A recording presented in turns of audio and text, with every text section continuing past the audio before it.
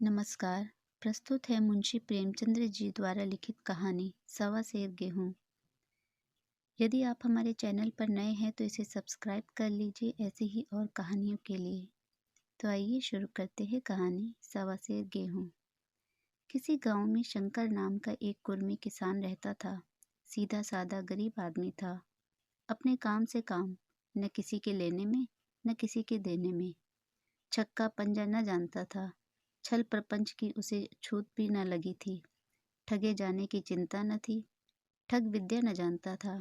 भोजन मिला, खा लिया। ना मिला, चबेने पर काट दी। चबेना भी ना मिला तो पानी पी लिया और राम का नाम लेकर सो रहा। किंतु जब कोई अतिथि द्वार पर आ जाता तो उसे इस निवृत्ति मार्ग का त्याग करना पड़ता था। विशेषकर जब साधु महात्मा पदार्पण करते थे तो उसे अनिवार्यता सांसारिकता की शरण लेनी पड़ती थी। खुद भूखा सो सकता था, पर साधु को कैसे भूखा सुलाता? भगवान के भक्त जो ठहरे। एक दिन संध्या समय एक महात्मा ने आकर उसके द्वार पर डेरा जमाया। तेजस्वी मूर्ति थी, पीताम्बर गले में, जटा सिर पर, पीतल का कमंडल हाथ में, खड़ाऊ पैर में, ऐनक आंखों पर। संपूर्ण वेश उन महात्माओं का सा था जो रईसों के प्रसादों में तपस्या, हवा गाड़ियों पर देवस्थानों की परिक्रमा और योग सिद्धि प्राप्त करने के लिए रुचिकर भोजन करते हैं। घर में जौ का आटा था, वह उन्हें कैसे खिलाता? प्राचीन काल में जौ का चाहे जो कुछ महत्व रहा हो, पर वर्तमान युग में जौ का भोजन सिद्ध पुरुषों के लिए दुष्पाच्य होता है। बड़ी चिंता हुई, महात्मा जी को क्या खिलाऊं? आखिर निश्चय किया कि कहीं से गेहूं का आटा उधार लाऊं, पर गांव भर में गेहूं का आटा न मिला। गांव में सब मनुष्य ही मनुष्य थे, देवता एक भी न था। अतएव देवताओं का खाद्य पदार्थ कैसे मिलता? सौभाग्य से गांव के विप्र महाराज के यहाँ से थोड़ा सा मिल गए। उनसे सवा सेर गेहूं उधार लिया और स्त्री से कहा कि पीस दे। महात्मा ने भोजन किया, लंबी तान कर सोए। प्रातःकाल आशीर्वाद देकर अपनी राह ली। विप्र महाराज साल में 2 बार खलिहानी लिया करते थे। शंकर ने दिल में कहा, सवा सेर गेहूं इन्हें क्या लौटाऊं? पंसेरी बदले कुछ ज्यादा खलिहानी दे दूंगा, पर यह भी समझ जाएंगे कि मैं समझ जाऊंगा। चेत में जब विप्र जी पहुंचे तो उन्हें 1.5 पंसेरी के लगभग गेहूं दे दिया और अपने को उऋण समझकर उसकी कोई चर्चा न की। विप्र जी ने फिर भी कभी न मांगा। सरल शंकर को क्या मालूम था कि यह सवा सेर गेहूं चुकाने के लिए मुझे दूसरा जन्म लेना पड़ेगा। 7 साल गुजर गए। विप्र जी विप्र से महाजन हुए। शंकर किसान से मजूर हो गया। उसका छोटा भाई मंगल उससे अलग हो गया था। एक साथ रहकर दोनों किसान थे, अलग अलग होकर मजूर हो गए थे। शंकर ने चाहा कि द्वेष की आग भड़कने न पाए, किंतु परिस्थितियों ने उसे विवश कर दिया। जिस दिन अलग अलग चूल्हे जले, वह फूट फूट कर रोया। आज से भाई भाई शत्रु हो जाएंगे। एक रोएगा, दूसरा हंसेगा। एक के घर मातम होगा तो दूसरे के घर गुलगुले पकेंगे। प्रेम का बंधन, खून का बंधन, दूध का बंधन आज टूटा जाता है।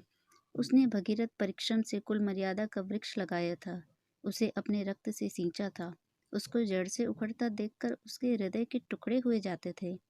7 दिनों तक उसने दाने की सूरत तक न देखी। दिन भर जेठ की धूप में काम करता रहा और रात को मुंह लपेटकर सो रहता। इस भीषण वेदना और दुस्सह कष्ट ने रक्त को जला दिया, मांस और मज्जा को घुला दिया। बीमार पड़ा तो महीनों खाट से न उठा। अब गुजर बसर कैसे हो? 5 बीघे के आधे रह गए, एक बैल रह गया। खेती क्या खाक होती?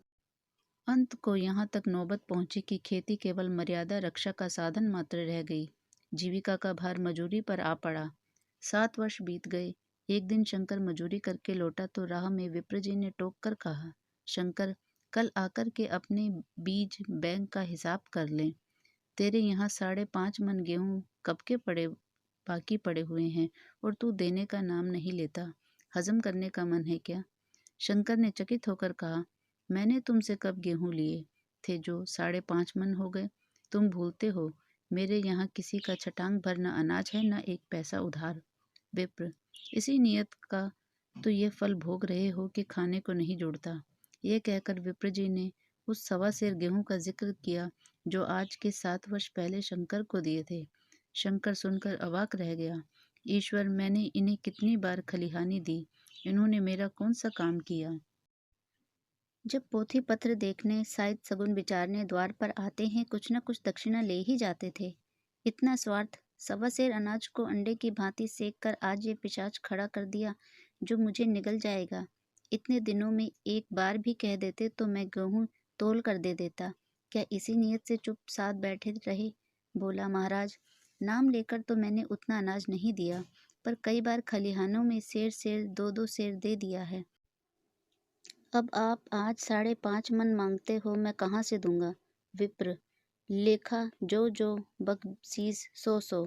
तुमने जो कुछ दिया होगा उसका कोई हिसाब नहीं, चाहे एक की जगह 4 पसेरी दे दो। तुम्हारे नाम बही में 5.5 मन लिखा हुआ है, जिससे चाहे हिसाब लगवा लो। दे दो तो तुम्हारा नाम छेक दूं, नहीं तो और भी बढ़ता रहेगा। शंकर, पांडे, क्यों एक गरीब को सताते हो? मेरे खाने का ठिकाना नहीं, इतना गेहूं किसके घर से लाऊंगा? विप्र, जिसके घर से चाहे लाओ, मैं छटांग भर भी ना छोड़ूंगा। यहाँ ना दोगे, भगवान के घर तो दोगे। शंकर कांप उठा। हम पढ़े लिखे आदमी होते तो कह देते, अच्छी बात है, ईश्वर के घर ही देंगे। वहाँ की तौल यहाँ से कुछ बड़ी तो न होगी। कम से कम इसका कोई प्रमाण हमारे पास नहीं, फिर इसकी क्या चिंता? किंतु शंकर इतना तार्किक, इतना व्यवहार चतुर न था। एक तो ऋण, वह भी ब्राह्मण का। बही में नाम रह गया तो सीधे नरक में जाऊंगा। इस ख्याल से ही उसे रोमांच हो गया। बोला, महाराज, तुम्हारा जितना होगा यही दूंगा, ईश्वर के यहाँ क्यों दूं? इस जन्म में तो ठोकर खा ही रहा हूँ, उस जन्म के लिए क्यों कांटे बोऊं? मगर कोई नियाव नहीं है। तुमने राई का पर्वत बना दिया। ब्राह्मण हो के तुम्हें ऐसा नहीं करना चाहिए। उसी घड़ी तगड़ा करके ले लिया होता तो आज मेरे सिर पर इतना बड़ा बोझ क्यों पड़ता? मैं तो दे दूंगा, लेकिन तुम्हें भगवान के यहाँ जवाब देना पड़ेगा। विप्र, वहाँ का डर तुम्हें होगा, मुझे क्यों होने लगा? वहाँ तो सब अपने ही भाई बंधु हैं, ऋषि मुनि सब तो ब्राह्मण ही हैं, देवता ब्राह्मण हैं। जो कुछ बने बिगड़े की संभाल लेंगे। तो कब देते हो? शंकर, मेरे पास रखा तो है नहीं, किसी से मांग जांच कर लाऊंगा तभी न दूंगा। विप्र, मैं ये न मानूंगा। 7 साल हो गए, अब एक दिन का भी मुलाहिजा न करूंगा। गेहूं नहीं दे सकते तो दस्तावेज लिख दो। शंकर, मुझे तो देना है, चाहे गेहूं लो चाहे दस्तावेज लिखवाओ। किस हिसाब से दाम रखोगे? विप्र, बाजार भाव 5 सेर का है, तुम्हें 5.25 सेर का काट दूंगा। शंकर, जब दे ही रहा हूं तो बाजार भाव काटूंगा, पाव भर छुड़ाकर क्यों दोषी बनूं? हिसाब लगाया तो गेहूं के दाम 60 हुए। 60 का दस्तावेज लिखा गया, 3 सैकड़े सूद। साल भर में न देने पर सूद की दर 2.5 रुपये सैकड़े। 8 आने का स्टाम्प, 4 आने। दस्तावेज की तहरीर शंकर को ऊपर से देनी पड़ी। गांव भर ने विप्र जी की निंदा की, लेकिन मुंह पर नहीं। महाजन ने सभी का काम पड़ता है, उसके मुंह कौन आए? शंकर ने साल भर तक कठिन तपस्या की, मियाद से पहले रुपया अदा करने का अपना व्रत सा कर लिया। दोपहर को पहले भी चूल्हा न जलता था, चबेने पर बसर होती थी। अब वह भी बंद हुआ, केवल लड़के के लिए रात को रोटियां रख दी जाती। पैसे रोज का तंबाकू पी जाता था। यही एक व्यसन था जिसका वह कभी न त्याग कर सकता था। अब वह व्यसन भी इस कठिन व्रत की भेंट हो गया। उसने चिलम पटक दी, हुक्का तोड़ दिया और तंबाकू की हांडी चूर चूर कर डाली। कपड़े पहले भी त्याग की चरम सीमा तक पहुंच चुके थे, अब वे प्रकृति की न्यूनतम रेखाओं में आबद्ध हो गए। शिशिर की अस्थि बेधक शीत को उसने आग ताप कर काट दिया। इस संकल्प का फल आशा से बढ़कर निकला। साल के अंत में उसके पास 60 रुपये जमा हो गए। उसने समझा, पंडित जी को इतना रुपया दे दूंगा और कहूंगा, महाराज, बाकी रुपए अभी जल्द ही आपके सामने हाजिर करूंगा। 15 रुपए की तो और बात है, क्या पंडित जी इतना भी न मानेंगे? उसने रुपए लिए और ले जाकर पंडित जी के चरण कमलों पर अर्पण कर दिए। पंडित जी ने विस्मित होकर पूछा, किसी से उधार लिए क्या? शंकर ने, नहीं महाराज, आपके आशीष से अब की मजूरी अच्छी मिली। विप्र, लेकिन यह तो 60 रुपए ही हैं। शंकर, हाँ महाराज, अभी इतने ले लीजिए, बाकी मैं 2-3 महीने में दे दूंगा। मुझे उऋण कर दीजिए। विप्र, उऋण तो जभी होगे जबकि मेरी कौड़ी कौड़ी चुका दोगे। जाकर मेरे 15 रुपए और लाओ। शंकर, महाराज इतने दया करो, अब सांझ की रोटियों का भी ठिकाना नहीं। गांव में हूँ तो कभी न कभी दे ही दूंगा। विप्र, मैं ये रोग नहीं पालता, न बहुत बातें करना जानता हूँ। अगर मेरे पूरे रुपए न मिलेंगे तो आज से 3 रुपए सैकड़े का ब्याज लगेगा। अपने रुपए चाहे अपने घर में रखो, चाहे मेरे यहाँ छोड़ जाओ। शंकर, अच्छा जितना लाया हूँ उतना रख लीजिए। मैं जाता हूँ कहीं से 15 रुपए और लाने की फिक्र करता हूँ। शंकर ने सारा गांव छान मारा, मगर किसी ने रुपए न दिए। इसलिए नहीं कि उसका विश्वास न था या किसी के पास रुपए न थे, बल्कि इसलिए कि पंडित जी के शिकार को छेड़ने की किसी की हिम्मत न थी। क्रिया के पश्चात प्रतिक्रिया नैसर्गिक नियम है। शंकर साल भर तक तपस्या करने पर भी जब ऋण से मुक्त होने में सफल न हो सका, तो उसका संयम निराशा के रूप में परिणत हो गया। उसने समझ लिया कि जब इतना कष्ट सहने पर भी साल भर में 60 रुपए से अधिक न जमा कर सका, तब और कौन सा उपाय है जिसके द्वारा इसके दूने रुपए जमा हो। जब सिर पर ऋण का बोझ ही लादना है तो क्या मन भर और क्या सवा मन का। उसका उत्साह क्षीण हो गया, मेहनत से घृणा हो गई। आशा उत्साह की जननी है। आशा में तेज है, बल है, जीवन है। आशा ही संसार की संचालक शक्ति है। शंकर आशाहीन होकर उदासीन हो गया। वह जरूरतें जिनको उसने साल भर तक टाल कर रखा था, अब द्वार पर खड़ी होने वाली भिखारिणी न थी, बल्कि छाती पर सवार होने वाली पिशाचनियां थी, जो अपनी भेंट लिए बिना जान नहीं छोड़ती। कपड़ों में चकतियों के लगने की भी एक सीमा होती है। अब शंकर को चिट्ठा मिलता तो वह रुपए जमा न करता, कभी कपड़े लाता, कभी खाने की कोई वस्तु। जहाँ पहले तंबाकू ही पिया करता था, वहाँ अब गांजे और चरस का चस्का भी लगा। उसे अब रुपए अदा करने की कोई चिंता न थी, मानो उसके ऊपर किसी का एक पैसा भी नहीं आता। पहले जूड़ी चढ़ी होती थी, पर अब काम करने अवश्य जाता था। अब काम पर न जाने के लिए बहाना खोजा करता। इस भांति 3 वर्ष निकल गए। विप्र जी ने महाराज के एक बार भी तकाजा न किया। वह चतुर शिकारी की भांति अचूक निशाना लगाना चाहते थे।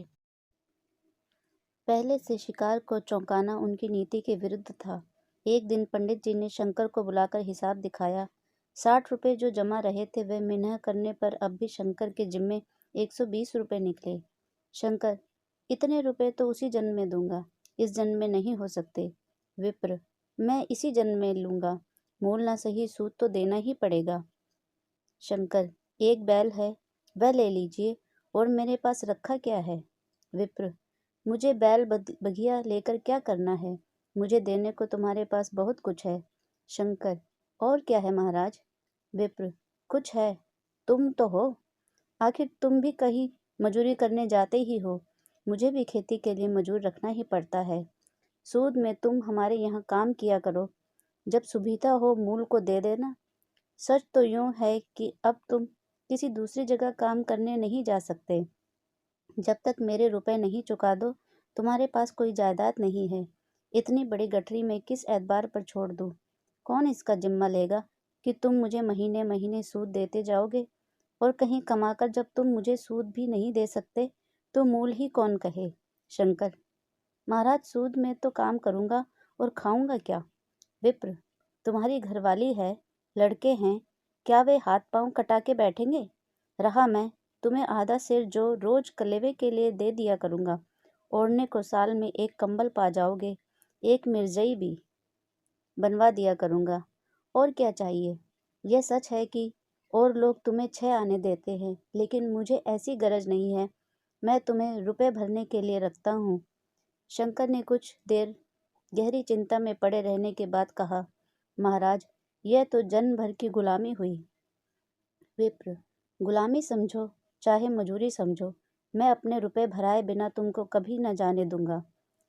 तुम भागोगे तो तुम्हारा लड़का भरेगा। हाँ, जब कोई न रहेगा तब की बात दूसरी है। इस निर्णय की कहीं अपील न थी।